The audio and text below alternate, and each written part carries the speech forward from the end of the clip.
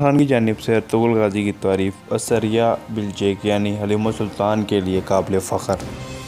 अनकारा तुर्क ड्रामों की मकबूल अदाकारा असरा बिल्चेक ने तारीख़ी ड्रामे पाकिस्तानी वज़ीर-ए-आज़म इमरान खान की जानिब से अर्तुगरुल गाज़ी की तारीफ़ को काबिल फ़ख्र करार दिया।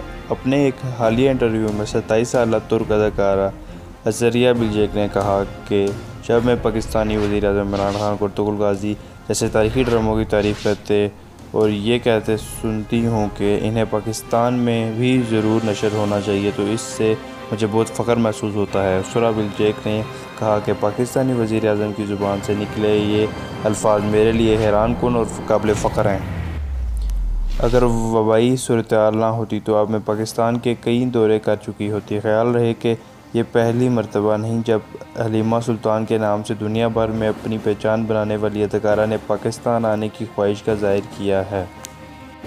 असरा बिल्चेक यानी हलीमा सुल्तान तनकीद से तंग, सोशल मीडिया पर कमेंट सेक्शन बंद कर दिया। तुर्क अदाकारा असरा बिल्चेक ने अपने बेबाक लिबास पर शदीद तनकीद के बाद सोशल मीडिया साइट पर अपना कमेंट सेक्शन बंद कर दिया।